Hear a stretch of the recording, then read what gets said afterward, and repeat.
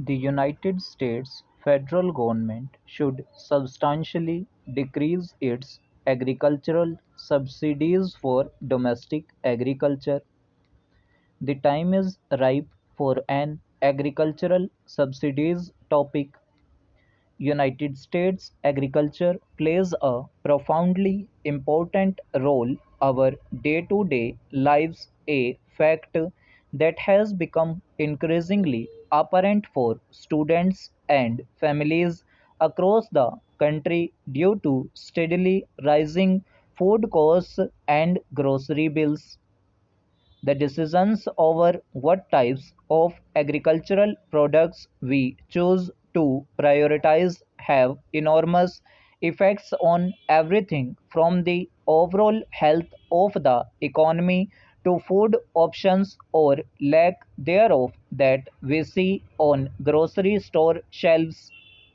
Despite the fact that everyone needs food to survive, the vast majority of people know shockingly little about how policy decisions at the federal level shape the food choices we are presented with over the course of our lives.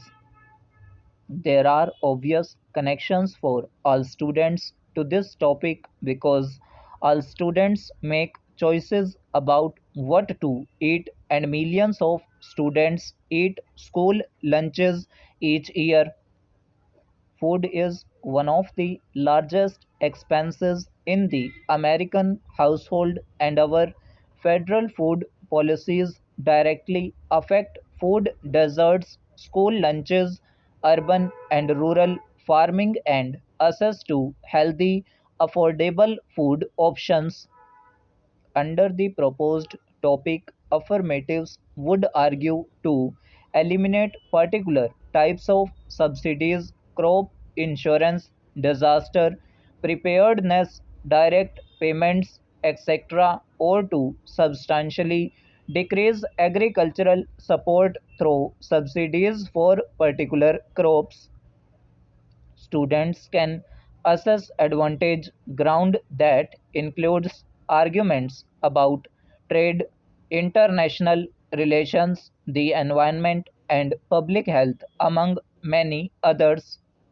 The topic is large enough to support significant affirmative creativity and flexibility while also having strong functional limits due to a strong literature base about which subsidies are helpful and which ones artificially manipulate markets and food options.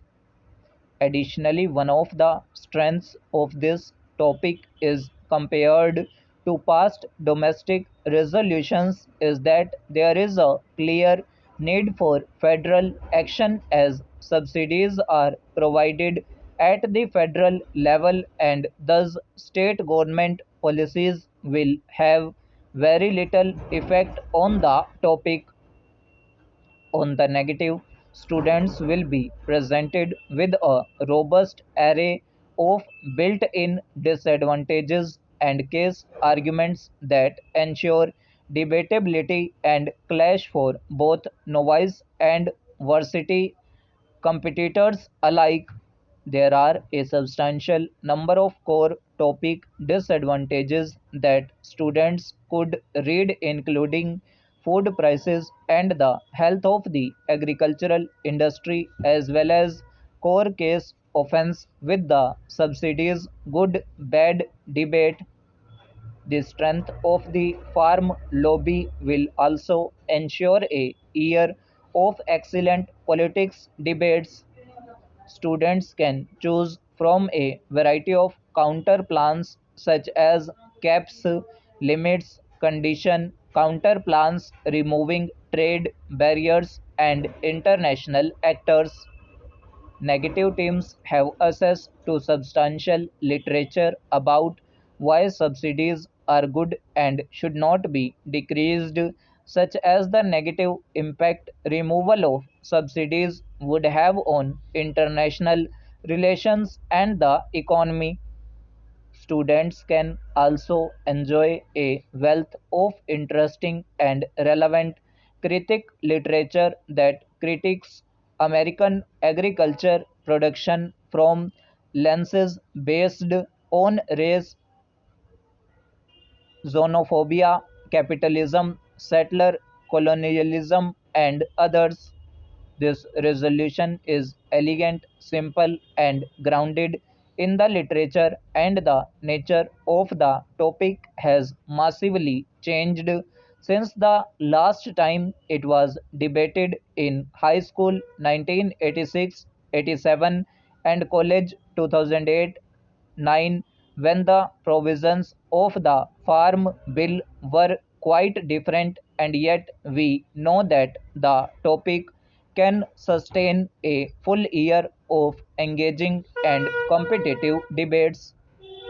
Not voting for agriculture would be a serious mistake. US critical infrastructure is seen and used every day, yet serious vulnerabilities continue to threaten the safety and security of our national infrastructure. The chemical and nuclear sectors depend on and overlap with many other critical areas such as the transportation, energy, wastewater, and agriculture sectors. The failure of one could lead to the failure of all. Highlighted flaws within these sectors include natural hazards, cybersecurity, supply chain resilience, crimes, and terrorism problems that will only worsen as long as they are ignored. The chemical sector is an essential component of the US economy that controls potentially dangerous chemicals and on which other critical infrastructure sectors rely. The Organization for the Prohibition of Chemical Weapons (OPCW) specifically highlights crimes and terrorism as the largest threat to the chemical sector. It calls for federal management, surveillance, and assessment programs. The nuclear sector comprises nuclear power plants, uranium mines and mills, enrichment facilities, waste storage disposal sites, research reactors, and other critical installations. The safety, reliability, and proliferation resistance of this system is governed by stringent regulations from various federal agencies such as the Nuclear Regulatory Commission (NRC) and the Department of Energy (DOE). Additionally, the US has an extensive network for monitoring nuclear threats worldwide through intelligence gathering sources, which can include a variety of data landscapes ranging from satellite imagery to online discussions. The critical infrastructure provides certain reliability to our civilian nuclear capabilities. Affirmatives can discuss the economics behind the science comprising and the physical aspects that make up both sectors.